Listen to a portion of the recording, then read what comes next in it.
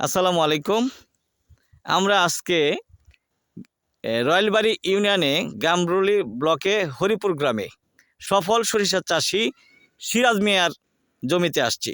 সিরাজ মিয়া দীর্ঘদিন যাবৎ ওয়াহিদুজ্জামান উপসহকারী কৃষি অফিসার ওনার পরামর্শে সরিষা আবাদ করে তার যে তেলের চাহিদা, যেটা নাকি আমরা চেষ্টা করতেছি যে সরিষার মাধ্যমে সয়াবিন তেলের বর্জন এবং সরিষা বক্ষণের মাধ্যমে তেলের যে চাহিদা মেটানোর যে পরিকল্পনা কৃষি সম্প্রসারণ অধিদপ্তর হাতে নিয়েছে, তারই ধারাবাহিকতায় আমরা ওনার কাছ থেকে শুনবো উনি কিভাবে সরিষা আবাদ করে কার পরামর্শে এবং ভবিষ্যৎ পরিকল্পনা কি, আগামী কৃষকের জন্য কিছু কথা বলার জন্য আমি ওনাকে অনুরোধ করব। ভাই, আপনার নামটা কি? আপনার নাম কি? আমার নাম সিরাজ মিয়া। সিরাজ ভাই, আপনি কিছু কৃষকের উদ্দেশ্যে কিছু কথা বলেন। আমি আজকে ওয়াহিদুজ্জামান স্যারের পরামর্শ অনুযায়ী আমি আজকে 3 বছর যাবৎ আমি সরিষা আবাদ করতেছি।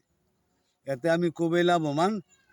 মানে আমি এলাকার যে কৃষক আছে তারা সবাইকে আমি বলছি যে তোমরা সবাই এই সরিষা আবাদ করো, তাহলে আমরা অনেকটা লাভবান হইতে পারবো। যেহেতু আমরা অগ্রহায়ণ মাসে ধান কাটার পরে জমিটা অনেক দিন পর্যন্ত ফজিত পড়ে থাকে, তখন আমি চিন্তা করলাম যে এই আমার যখন স্যারে বলছে যে সরিষা করলে সরিষা মাঝখানে করা যায়, তখন আমি এই সিদ্ধান্ত নিয়ে আমি সরিষা আবাদ করছি। করার পরে দেখা যাইতেছে যে আমি খুবই লাভবান। আমি প্রায় 3 বছর যাবতে আমি কোনো তেল বাজার থেকে কিনে আনি না। আমার যা জমি নয় তা খায়াও এরপরে আমি বেচতাম পারি কিছু সরিষা। এখন এর জন্য আমি এই এলাকার যত কৃষক আছে সবারই আমি উদ্বুদ্ধ করছি। অনেক চাষাবাদ আমরা এনে সরিষার চাষাবাদ করছে মানুষে, এতে অনেক লাভবান আমরা কৃষক। তা আমি এলাকার সারা দেশেরই সব মানুষকে বলবো যাতে সবাই সরিষা আবাদ করে। এই 2 ফসলের মাঝামাঝি একটু সময় থাকে এই প্রতি সময়ের মধ্যে। ধন্যবাদ সিরাজ ভাইকে। ওনার এই উদ্যোগ আগামী দিনের কৃষক যদি গ্রহণ করে তাহলে মিটবে তেলের চাহিদা, পাশাপাশি বর্জন হবে সয়াবিন তেল, আমদানি করতে হবে না বাহির থেকে। এ পর্যায়ে আমরা শুনতে চাই ওয়াহিদুজ্জামান সাহেব, উপসহকারী কৃষি অফিসার কেন্দ্র নেত্রকোনা, উনি এই কৃষক ভাইদেরকে যেভাবে উদ্বুদ্ধ করেছেন তার কাছ থেকে কিছু পরামর্শ আগামী দিনে কৃষকের জন্য আমরা শুনতে চাই। ওয়াহিদুজ্জামান সাহেব। আসসালামু আলাইকুম। রয়্যালবাড়ি ইউনিয়নে গামরুলি ব্লকে হরিপুর গ্রামে সিরাজ ভাইয়ের জমিতে আমরা এসেছি। এই এলাকাতে বিভিন্ন সময় বিভিন্ন মিটিং বা উঠান বৈঠকের মাধ্যমে বৈঠক করেছি।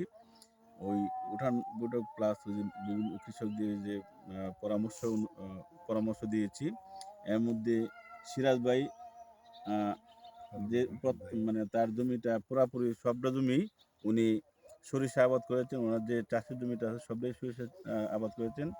উনি গত 3 বছর যাবৎ সরিষার তেল খাইতেছেন। উনি আমার কাছে শেয়ার করছেন যে ওনার নাকি গ্যাস্ট্রিক যে রোগটা ছিল ওইটা নাকি কমে গেছে।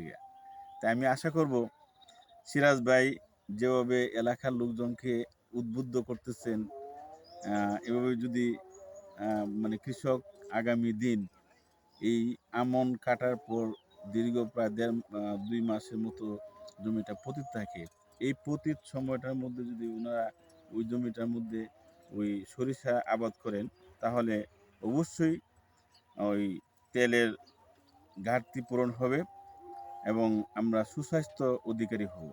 এই আশা ব্যক্ত করি আমার বক্তব্য এখানে শেষ করলাম। আসসালামু আলাইকুম। ধন্যবাদ উপসহকারী কৃষি অফিসার জনাব ওয়াহিদুজ্জামান সাহেব।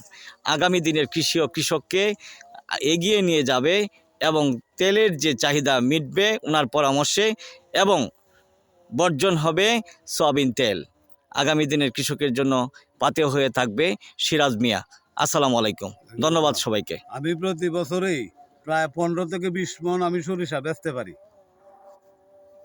এই ওনার মুখ থেকে আরো কিছু কথা শুনতে চাই। আমি সরিষা বেচতে পারি, এতে আমি অনেক লাভবান ইনশাল্লাহ। আচ্ছা।